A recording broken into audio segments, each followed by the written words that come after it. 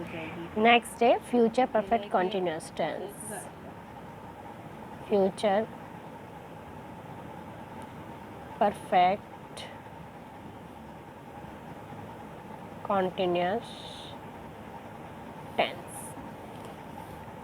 इस टेंस में क्या होता है, कोई भी कार्य, कोई भी एक्शन, कोई भी इवेंट इमेजिन किया जाता है कि फ्यूचर में ही स्टार्ट होने के बाद कुछ टाइम तक फ्यूचर में ही चलता है और फ्यूचर में ही समाप्त हो जाता है या फ्यूचर में ही कंप्लीट हो जाता है।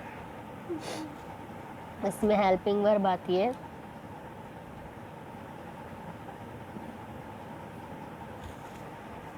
दादी अम्मी भी होंगी। हेल्पिंग वर्ब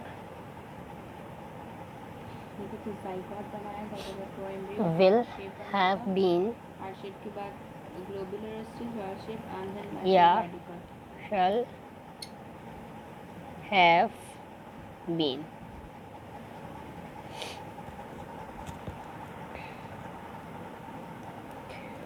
वर्ब की फर्स्ट फॉर्म में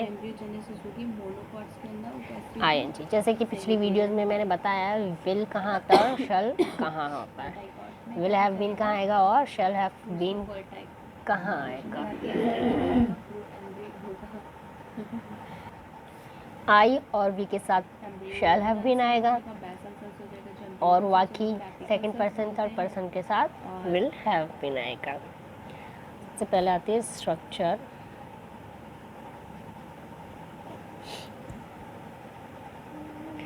स्ट्रक्चर में पहले अफर्मेटिव। अफर्मेटिव में क्या आएगा, पहले सब्जेक्ट प्लस विल या shall plus have been plus verb की फर्स्ट फॉर्म में आईएनजी प्लस ऑब्जेक्ट। इसके बाद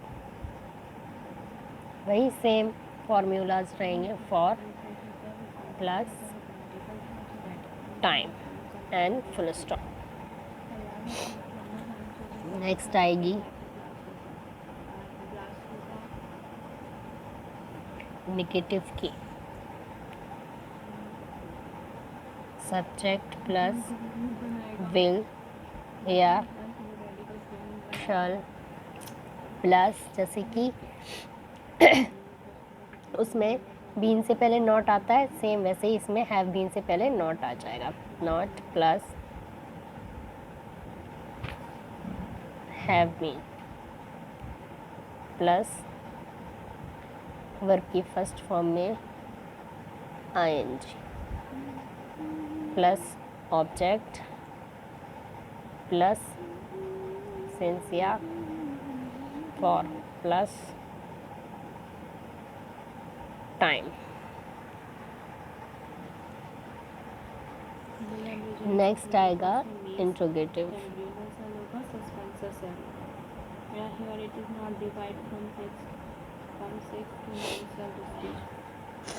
इंट्रोगेटिव में विल या शैल प्लस सब्जेक्ट 6 से 10 सेल प्लस 6 से 10 सेल नहीं बना पाएगा। Have been plus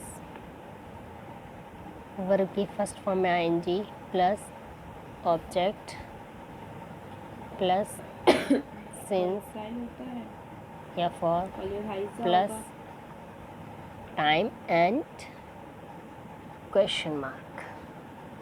will plus shall, sorry will या shall plus subject plus have been plus verb की first form ING additional reason आ जाते हैं, सिंस या for plus time and question mark. कहलाता है इंट्रोगेटिव नेगेटिव।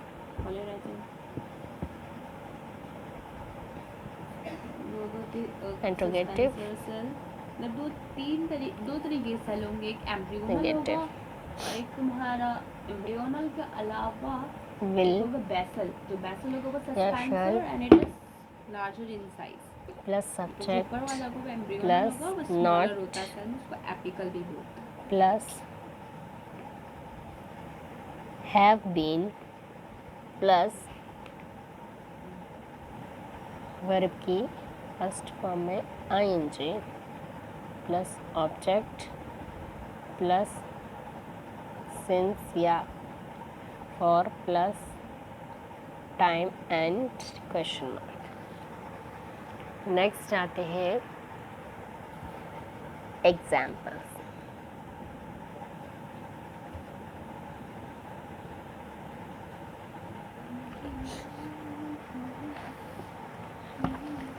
एग्जाम्पल्स में जैसे कि वे 2 घंटे से लिख रही होगी, या वे 2 घंटे से पुस्तक पढ़ रहा होगा, या वे 2 बजे से खेल रहा होगा या रही होगी। तो कोई भी एक एग्जाम्पल ले लेते हैं। वे 2 घंटे से लिख रही होगी या 2 बजे से। वे 2 घंटे से लिख रही होगी, तो क्या हो जाएगा? शी। अब शी के साथ क्या आएगा? शैल या विल? शी के साथ आएगा will. Will have been writing for 2 hours। इसी को नेगेटिव में ले लेते हैं। क्या हो जाएगा? वे 2 बजे से नहीं लिख रही होगी। वे 2 बजे से नहीं लिख रही होगी। She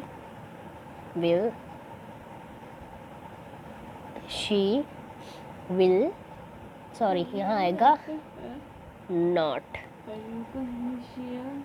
she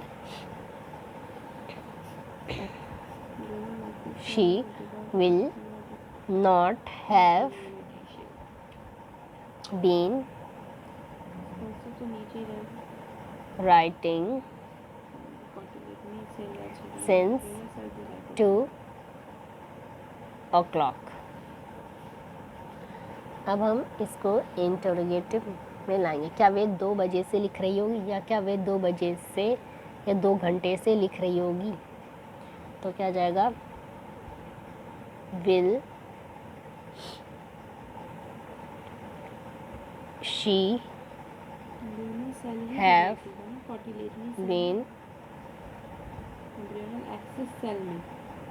writing for 2 hours for 2 hours या since 2 o'clock। क्या वे 2 बजे से नहीं लिख रही होगी? तो क्या आ जाएगा? will she not have